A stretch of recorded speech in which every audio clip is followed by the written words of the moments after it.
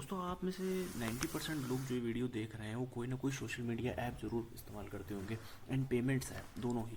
सो payment app में अगर आप फ़ोनपे, गूगल पे या किसी भी तरह का ऐप इस्तेमाल करते हैं तो आपके लिए इंपॉर्टेंट अपडेट होने वाली है, क्योंकि रिजर्व बैंक ऑफ इंडिया ने डिजिटल पेमेंट को लेके, डिजिटल पेमेंट सिक्योरिटी को लेके बहुत ही ज़्यादा new guidelines, updated guidelines add की हैं, जिसमें ओटीपी को लेके बहुत ही ज़्यादा डाउट है लोगों को कि ओटीपी क्या अब इस्तेमाल नहीं होगा, या फिर ओटीपी जैसे कि आप कोई भी डिजिटल पेमेंट करने जाते हैं तो फिर एक जैसे यूपीआई करते हैं तब तो फिर ओटीपी की ज़रूरत नहीं पड़ती है, बट आप नेट बैंकिंग करें, इंटरनेट बैंकिंग करें, या फिर आप सिंपली अगर कोई जोमेटो से या स्विगी से कुछ ऑर्डर भी करते हैं तो ओटीपी आता है। सो ओटीपी के बिना अभी तक हमारा कोई जो पेमेंट है वो इसके बिना प्रोसीड नहीं हो सकता है। बट क्या अभी ओटीपी का काम ख़त्म हो जाएगा एंड अब न्यू चीज़ें ऐड होंगी? सो इसी को लेके रिजर्व बैंक ऑफ इंडिया ने पूरी गाइडलाइन जो है वो इशू की हुई है।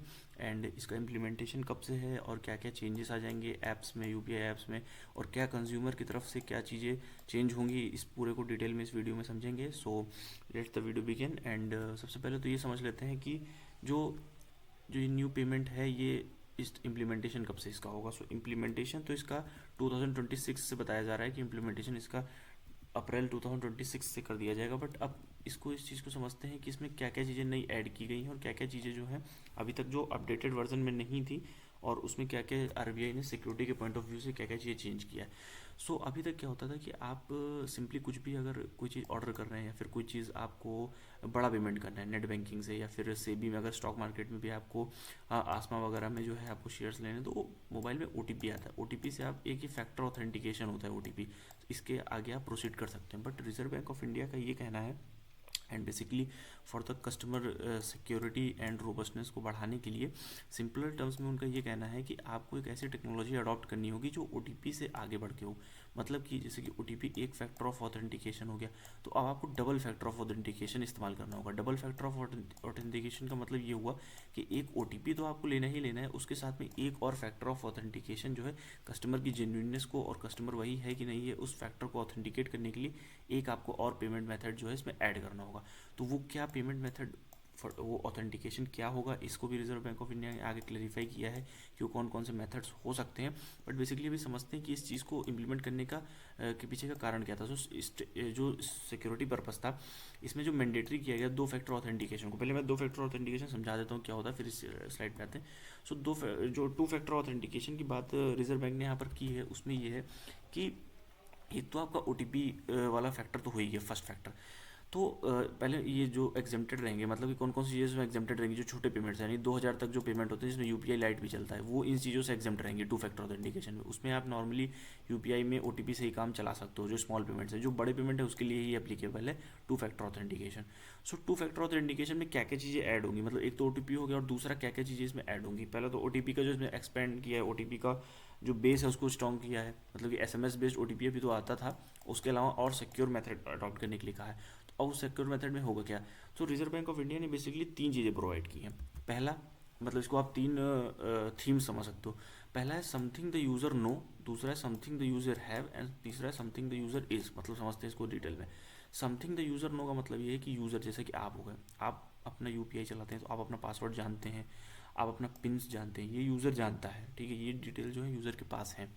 दूसरी, ये पहली चीज़ होगी। दूसरी चीज़ होगी समथिंग द यूज़र हैज़, मतलब कि उसके पास क्या है, जैसे कि डेबिट कार्ड या फिर क्रेडिट कार्ड, ये जो बैंक्स प्रोवाइड करते हैं, या फिर टोकन्स, डिवाइस टोकन, जैसे कि मेट्रो का टोकन हो गया, ये यूज़र के पास है, यानी कि ये यूज़र्स को प्रोवाइड किए गए हैं आइदर फ्रॉम द बैंक्स और फ्रॉम पोस्ट ऑफिस और फ्रॉम एनी मर्चेंट है, ये यूज़र को प्रोवाइड किया गया। तीसरी चीज़ जो यूज़र के पास खुद है, मतलब कि जैसे कि बायोमेट्रिक, आपका अगर आप थंब इम्प्रेशन लगना है, बायोमेट्रिक लगना है, या फिर फिंगरप्रिंट, वही thumb impression, fingerprint, face recognition होना है, आइरिस रिकॉग्निशन होना है, आधार बेस्ड वेरिफिकेशन होना है, आपका फोटो का, फेस का होना है, तो फिर ये आपके पास है। तो ये रिजर्व बैंक ऑफ इंडिया ने ये तीन डिटेलिंग जो है वो प्रोवाइड की हुई है in addition to the OTP. मतलब कि आप ओटीपी तो रहेगा ही first factor of authentication, but second factor of authentication जो इसमें रहने वाला है वो इन तीनों में से कोई एक चीज़ आपको जो है, इन तीनों में से कोई दो चीज़ आपको जो है बेसिकली जो है आपको उसमें ऐड ऑन करनी है। सो अब दो इसमें से कुछ भी ऐड ऑन कर सकते हैं आप अपना खुद का एक, जैसे पिन, जैसे टू फैक्टर ऑथेंटिकेशन में बेसिकली होगा, जैसे आपके पास 5 लाख का मान लीजिए पेमेंट होना है, आपका कोई 5 लाख का पेमेंट होना है, आपने पेमेंट इनिशिएट किया, आपके पास ओटीपी आया, आपने ओटीपी डाल दिया, वो आपका फर्स्ट फैक्टर ऑफ ऑथेंटिकेशन हो गया।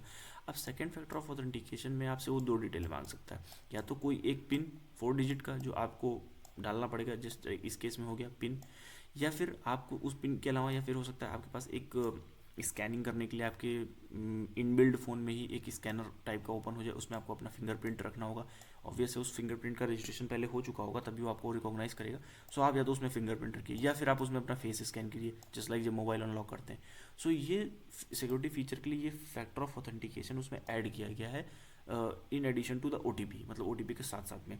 अब ये चीज़ें मतलब इसका जो इम्पैक्ट पड़ेगा वो पड़ेगा क्या, और टू फैक्टर ऑथेंटिकेशन में जो है क्यों ये चीज़ें ऐड की गई हैं, उसका एक जो मुख्य कारण जो समझ में आ रहा है वो तो ये है कि मतलब सिक्योरिटी पर्पज़ तो बढ़ेगा ही, साथ में डायनेमिक फैक्टर, मतलब कि क्या है कि अभी जैसे कि ओ है, जब आप कोई भी पेमेंट करने जाते हैं, जैसे कि आप मान लीजिए जोमेटो पे ही हैं अगर आप, या फिर स्विगी पे ही हैं आप 5 बार ओ मांगेंगे, 5 बार वो अलग ही ओ आएगा, सेम ओ तो नहीं आता है।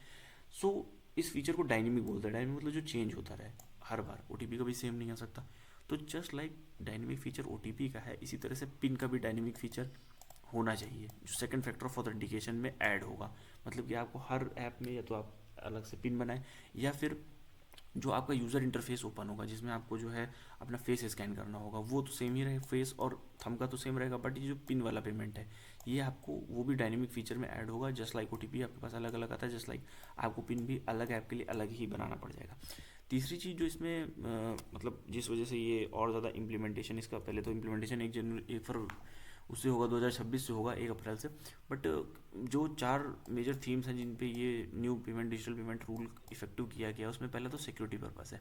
मतलब कि जो 2 फैक्टर ऑथेंटिकेशन आपके लिए हो जाएगा सारे डिजिटल ट्रांजेक्शन के लिए, तो उसमें जो सिक्योरिटी पर्पस है वो, क्योंकि जैसे ओ आप देख सकते हैं आजकल 4-5 स्कैम चल रहे हैं, फिशिंग वगैरह चल रहा है, सिम स्वैप का जो है स्कैम सबसे ज़्यादा चल रहा है। उसमें आपका अगर सिम ही स्वैप कर लिया किसी फ्रॉडस्टर ने, तो आपका ओ तो ऐसे ही लीक हो जाएगा। सो वो अभी सोलरली हम लोग सिर्फ ओ बेस्ड सिस्टम पे ही रिलाई करते हैं, तो वो एक सिक्योरिटी पर्पस के लिए डाटा ब्रीच में और ओ जो है आपका जो चोरी हो जाते हैं उसमें एक मेजर हिंड्रेंस अभी तक बन रहा था। सो इससे क्या होगा, 2 फैक्टर ऑथेंटिकेशन के लिए ये होगा कि आपका ओ बाई चांस मान लीजिए अगर सिम स्वैप मेथड से या फिशिंग मेथड से ओ आपका लीक भी हो जाता है, तो सेकंड फैक्टर ऑफ ऑथेंटिकेशन, मतलब कि अगर आप मान लीजिए किसी केस में पिन आपने सेकंड फैक्टर ऑफ ऑथेंटिकेशन बनाया है, तो वो पिन तो नहीं आप किसी को पता चल सकता, क्योंकि वो पिन तो आपको ही पता है। आप उसको तभी इनपुट करेंगे जब आप जो है उस ऐप में स्पेसिफिकली जब इनरोल कर रहे होंगे और आप उस ऐप में पेमेंट कर रहे होंगे। तो दूसरा ये फैक्टर ऑफ ऑथेंटिकेशन होगा। और जो है फ्लेक्सिबल फैक्टर ऑफ ऑथेंटिकेशन को इसलिए ऐड किया गया कि एसएमएस ओटीपी तो सेफर ट्रांजेक्शन के लिए ठीक है, नॉर्मल ट्रांजेक्शन के लिए होगा, उसके अलावा बायोमेट्रिक पासवर्ड और जो है फेस रिकॉग्निशन वो ज़्यादा फ्लेक्सिबल ऑथेंटिकेशन मेथड है। जस्ट लाइक आप जूम करिए, आपको कोई 5 लाख का पेमेंट करना है, ओ आया, ओ आपने डाल दिया, उसके बाद आप फिंगरप्रिंट तो आपसे कोई ज़बरदस्ती नहीं लगवा सकता, या फिर मान लीजिए फिंगरप्रिंट आपसे कोई चोरी तो नहीं कर सकता, एटलीस्ट फिंगर हो गया, या फिर आपका फेस रिकॉग्निशन हो गया, लाइव फेस रिकॉग्निशन हो गया, ये सब तो एक काफ़ी ज़्यादा एडवांस चीज़ें होंगी, तभी ज़्यादा भले जाके ये चीज़ें भी एक ओ की तरह अगर चोरी होने लगे। बट अभी as of now fingerprint scan जो ऑथेंटिकेशन है और आधार बेस्ड ऑथेंटिकेशन है, ये दोनों तो जो है फुल प्रूफ मेथड इस डिजिटल पेमेंट में समझ में आ रहा है। थर्ड है रिस्ट बेक चेक, मतलब कि जो एक्स्ट्रा चेक अप्लाई हो जाएगा आपके ट्रांजैक्शन में। जैसे सपोज मान लीजिए आप अब जैसे फ्रॉडस्टर अगर फ्रॉड करते तो जरूरी नहीं कि वो इंडिया से ही फ्रॉड कर रहे हो, उनका आईपी एड्रेस बाहर का भी हो सकता है।